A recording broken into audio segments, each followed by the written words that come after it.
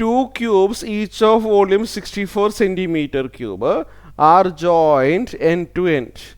Find the surface area of the resulting cuboid. Okay, Elmia.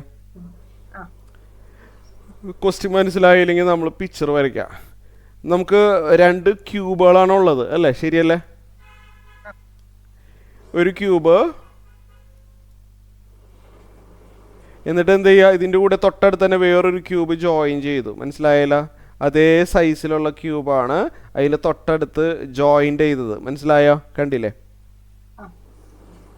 ഇങ്ങനെ രണ്ട് cube ഇങ്ങനെ join ചെയ്തു. ഓക്കെ, സൈഡ് തമ്മിൽ ഇങ്ങനെ ജോയിൻ ചെയ്തു. രണ്ടിനും ഒരേ വോള്യൂം ആണ്, ശരിയല്ലേ? ഇപ്പോൾ വോള്യൂം കാണാനുള്ള ഫോർമുല അറിയാം. ഇപ്പോൾ നമ്മൾ ഓരോന്നിൻ്റെയും സൈഡ് എ ആണെന്ന് വിചാരിക്കും കേട്ടോ. എ ആണ് കേട്ടോ സൈഡ്. ഓരോന്നിൻ്റെ സൈഡ് എ ആണ്, ക്യൂബിൻ്റെ സൈഡ് എ ആണ്. അപ്പോൾ ഒരു സിംഗിൾ ക്യൂബിൻ്റെ വോള്യൂം 64 ആണെന്നല്ലേ പറഞ്ഞിരിക്കുന്നത്? Single cube. അപ്പോൾ എ ക്യൂബിക്ക് ഒരു 64 ആണെന്ന് ക്വസ്റ്റ്യൻ പറഞ്ഞിട്ടില്ലേ എൽമിയ? ഒരു സിംഗിൾ ക്യൂബിൻ്റെ വോള്യൂം 64 ആണ്. എ ക്യൂബ് 64 ആണെങ്കിൽ എ എന്താണെന്ന് പറയാമോ?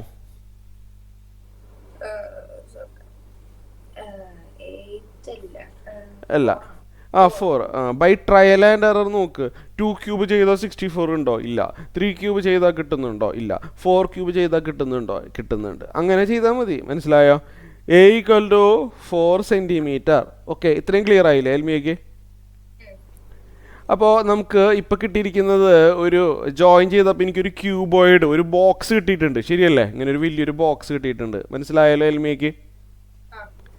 ഈ ബോക്സിൻ്റെ ലെങ്ത്ത് ഇപ്പോൾ ഇപ്പോൾ കിട്ടിയിരിക്കുന്ന ബോക്സ് കേട്ടോ. ഇപ്പോൾ കിട്ടിയിരിക്കുന്ന ബോക്സിൻ്റെ ലെങ്ത്ത് A+A2A അല്ലേ? നോക്കിയേ, ശരിയാണോ? അപ്പോൾ ക്യൂബോയിഡ് കേട്ടോ. ഇപ്പോൾ ഞാൻ ഇവിടെ എഴുതിക്കോട്ടെ. ക്യൂബോയിഡ് ഒരു വലിയൊരു ബോക്സായി. രണ്ട് ക്യൂബും കൂടി ജോയിൻ ചെയ്തപ്പോൾ ഒരു ബോക്സ് കിട്ടിയിട്ടുണ്ട്. അതിൻ്റെ ലെങ്ത്ത് L എന്ന് പറയുന്നത് A+A2A ആണ്, ശരിയല്ലേ? എൽമിയക്ക് മനസ്സിലായി? പിന്നെ വരുന്ന ആളാരാണ്? പിന്നെ വരുന്നത് ഈ ബേസ് അല്ല, ബ്രെഡ്ത്ത് A ആണ്, കണ്ടാലറിയാം അല്ലേ? എൽമിയക്ക് മനസ്സിലായോ? ബ്രെഡ്ത്ത് A ആണെന്ന് കണ്ടാലറിയാം, A ആണ്. പിന്നെ വേറൊരാൾ ഹൈറ്റും A തന്നെയല്ലേ?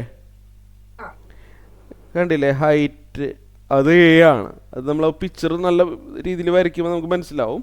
അപ്പോൾ ലെങ്ത്ത് 2A ആണ്, കണ്ടാലറിയാം. അപ്പോൾ ഇത്രയും കാര്യങ്ങൾ ക്ലിയർ ആയി. ലെങ്ത്ത് 2A ആണ്. ഒരു മിനിറ്റ്, ലെങ്ത്ത് 2A ആണ്.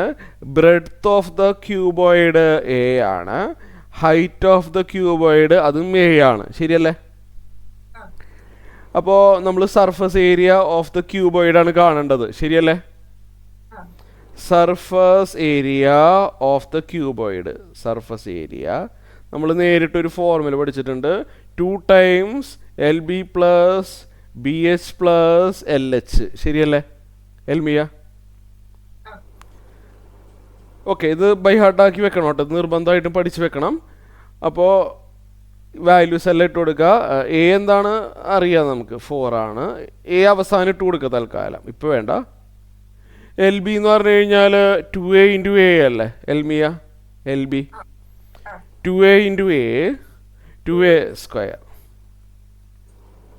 എ അവസാനം കൊടുക്കുന്നതാണ് നല്ലത്. BH എന്ന് പറഞ്ഞു കഴിഞ്ഞാൽ A² ആവും അല്ലേ എൽമിയ? BH will be A².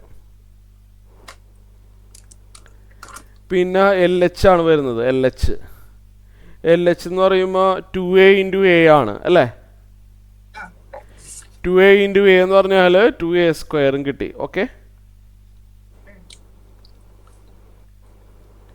ഇതെല്ലാം ആഡ് ചെയ്യുമ്പോൾ 2A² A² 3A² ആയി.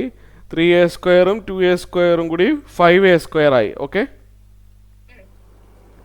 അപ്പോൾ ഇത് 10A² കിട്ടി. ഓക്കെ ആണല്ലോ?